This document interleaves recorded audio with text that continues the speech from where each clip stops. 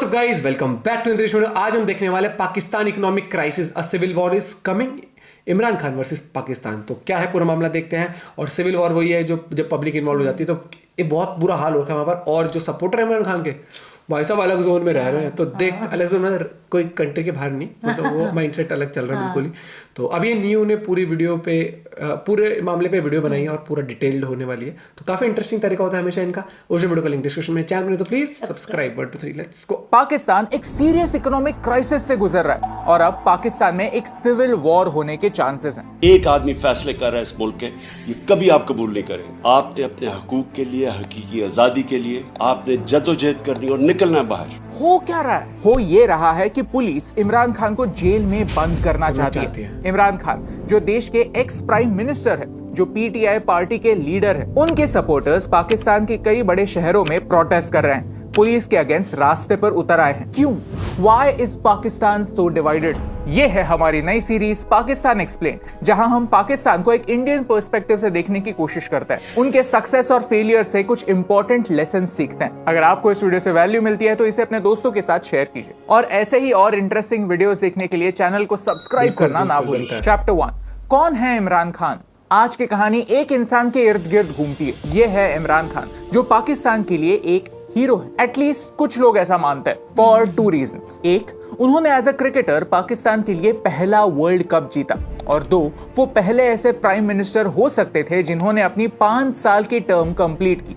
आजादी के बाद पाकिस्तान के किसी भी प्राइम मिनिस्टर ने उनकी 5 साल की टर्म कंप्लीट नहीं की है। या तो उन्हें पोस्ट से हटाया गया या फिर असैसिनेट कर दिया गया। ये चार्ट काफी इंटरेस्टिंग है, जो दिखाता है कि किस प्राइम मिनिस्टर ने कितने दिन एज अ प्राइम मिनिस्टर सर्व किया। नवाज शरीफ एक ऐसे प्राइम मिनिस्टर थे जो 5 साल की टर्म कंप्लीट करने के थोड़े बहुत नजदीक आए, लेकिन फिर पनामा पेपर्स लीक हुए और इनमें शरीफ फैमिली का नाम सामने आया। पता चला कि उनके 8 ऑफशोर कंपनीज के साथ लिंक्स है। मनी लॉन्ड्रिंग और करप्शन के चार्जेस नवाज शरीफ पर लग गए और सुप्रीम कोर्ट ने उन्हें गिल्टी पाया। एज अ रिजल्ट उन्हें परमानेंटली पब्लिक ऑफिस की कोई भी पोजीशन होल्ड करने से डिस्क्वालीफाई कर दिया गया, यानी वो कभी प्राइम मिनिस्टर की पोस्ट के लिए खड़े भी नहीं रह सकते। इस केस में पाकिस्तान के पीएम के अगेंस्ट जाने वाला कौन था?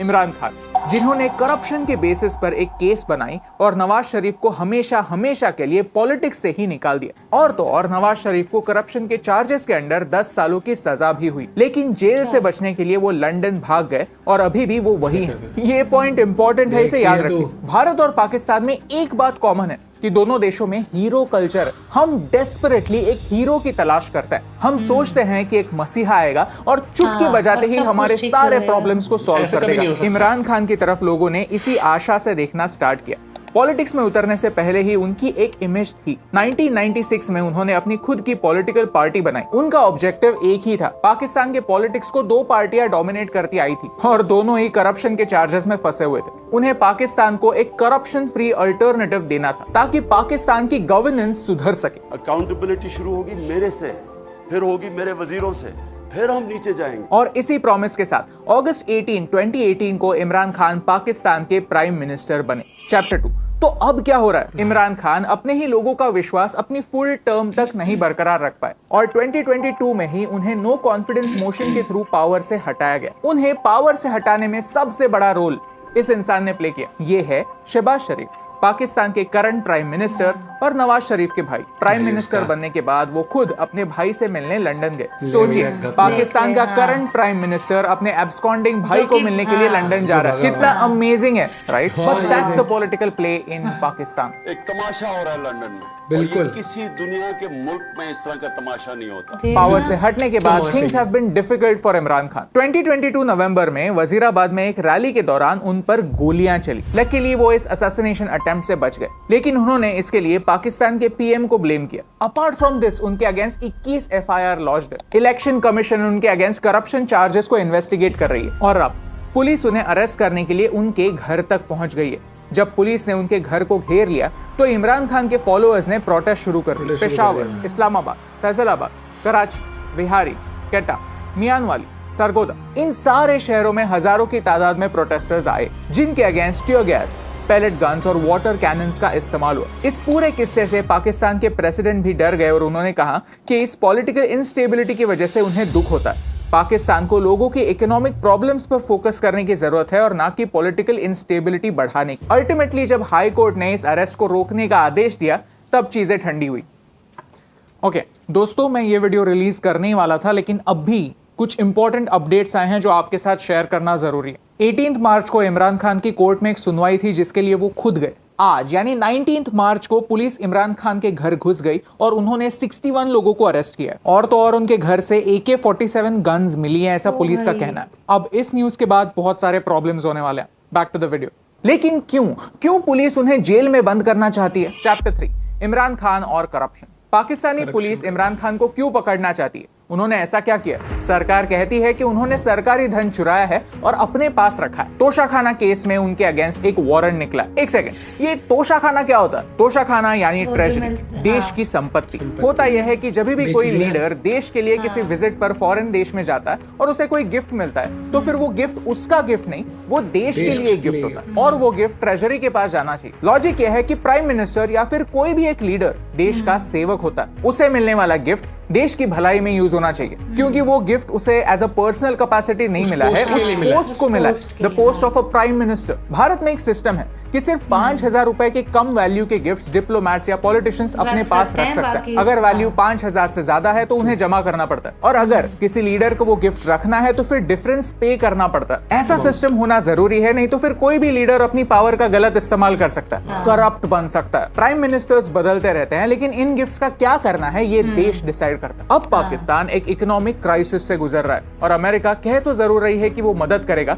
लेकिन अभी तक कोई मदद नहीं आई। That means Pakistan is literally saving every penny. 2023 में शहबाज शरीफ की सरकार ने एक लिस्ट निकाली और देखा कि उनके ट्रेजरी में कितने हाई वैल्यू गिफ्ट्स हैं। उन्होंने 2002 से मिले सारे गिफ्ट्स की लिस्ट निकाली और उन्हें पता चला कि इमरान खान को 100 से ज्यादा गिफ्ट्स मिले। इन गिफ्ट्स की टोटल वैल्यू है 100 मिलियन पाकिस्तानी रुपीस, यानी 3 करोड़। तो सरकार कहती है कि इनमें से कई हाई वैल्यू गिफ्ट्स जैसे diamond watches, Rolex watches Imran Khan ने अपने पास रखे और कुछ तो बेच भी दिए। लेकिन इमरान खान कहते हैं कि this is not the whole story. Toshakhana case तो बस एक बहाना है। सरकार का असली इंटेंशन उन्हें किडनैप करना और अल्टीमेटली असैसिनेट करना है। Imran Khan calls this the London plan. वो कहते हैं कि शहबाज शरीफ उनके भाई से मिलने लंदन गए और तब दोनों ने मिलकर ये प्लान बनाया। Chapter 4, lessons for India. अब आते हैं इस वीडियो के सबसे इंपॉर्टेंट पॉइंट पर, जहां हम ये डिस्कस करेंगे कि पाकिस्तान के प्रॉब्लम्स डिस्कस करने से हमें क्या फर्क पड़ता है। आज पाकिस्तान में एक सिविल वॉर जैसी सिचुएशन है। ये सिचुएशन तभी क्रिएट होती है जब देश की जनता का अपनी सरकार के ऊपर से विश्वास उठ जाता है, जब सरकार लोगों को संभाल नहीं पाती और लोग अपने ही देश के अगेंस्ट वायलेंट बन जाते हैं। पाकिस्तान में पॉलिटिकल क्राइसिस तो कई दशकों से चलता आया है, लेकिन जब लोगों को आटे के लिए झगड़ना पड़ता है,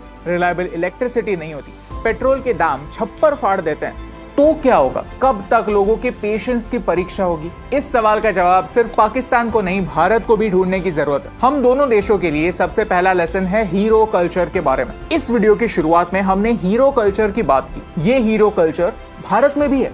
हम हमारे लीडर्स को एज ह्यूमन बीइंग्स नहीं, हीरो या विलन के नजरिए से दिखता है। जिस लीडर को हम हीरो बनाते हैं उनकी सारी गलतियों को हम इग्नोर कर देते हैं। पाकिस्तान ने पिछले 70 सालों में यही किया। उन्होंने हमेशा यही सोचा कि अगला पॉलिटिकल लीडर एक हीरो होगा, वो बदलाव लाएगा और नया पाकिस्तान बनाएगा। लेकिन क्या ऐसा हुआ? नहीं, क्योंकि देश को बदलने के लिए सिस्टम को बदलने की जरूरत होती। जिस करप्शन के अगेंस्ट इमरान खान खड़े हुए, उसी करप्शन के बेसिस पर अब उन्हें इलेक्शन में उतरने से 5 सालों के लिए बैन कर दिया। India must remember, we make leaders from our heroes, we make heroes our gods, and gods don't make mistakes, they are pure, and that's why leaders fail. दूसरा लेसन है इकोनॉमी के बारे में। हाँ, आपको आज सुनकर विश्वास नहीं होगा, लेकिन 1970s तक पाकिस्तान इकोनॉमी के मामले में भारत से आगे था। पाकिस्तान भारत से अमीर देश हुआ करता था, लेकिन फिर उन्होंने बैक टू बैक गलतियां करना स्टार्ट किया और उनकी इकोनॉमी पीछे छूट गई। लेसन ये नहीं है कि हम पाकिस्तान से बेहतर हैं, लेसन ये है कि अगर हमने गलतियों से नहीं सीखा तो हम भी पीछे छूट सकते हैं। जहां भारत ने ग्लोबलाइजेशन को अपनाया, पाकिस्तान ने अपनी इकोनॉमी को और रिस्ट्रिक्ट किया और अड़ोस पड़ोस में मिलिटेंसी फैलाने पर फोकस किया, मिलिट्री बजट बढ़ाया और लोगों की नीड्स को इग्नोर किया। जहां भारत अपने बजट का सिर्फ 8% डिफेंस पर स्पेंड करता है, पाकिस्तान 18 से 20% मिलिट्री को देता है। यही सेम पैसा बेहतर कामों के लिए लगाया जा सकता है।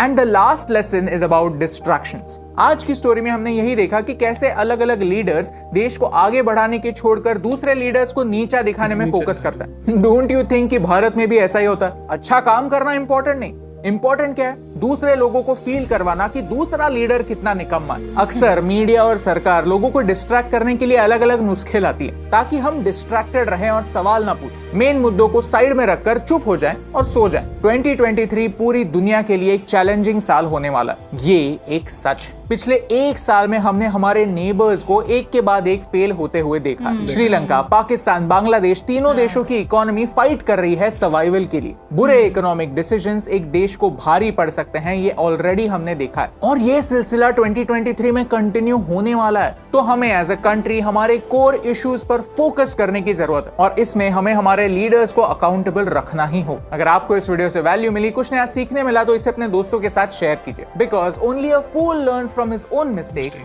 अ wise man learns from the mistakes of others. और यही इंपॉर्टेंट बात आप तक पहुंचाने से मुझे फर्क पड़ता है। बहुत बढ़िया। ये चीज है ना, एक जो फूल होगा वो अपनी गलती कर रहा है, यार ये गलत कर दिया, और जो समझदार होता है ना कहता है भाई उसने वो चीज करी थी। एनालाइज करना, वो एनालिस्ट जो होते हैं यही चीज तो होते हैं, वो देखते हैं कि नहीं वो बंदा वो गलत करता है, एनालाइज करते हैं उन चीजों को, फिर हम ये गलतियां ना करें। देखो फिर भी ह्यूमन बींग्स हैं, गलतियां हमसे हो जाती हैं, लेकिन फिर भी कोशिश करना कि हम मिनिमम करें।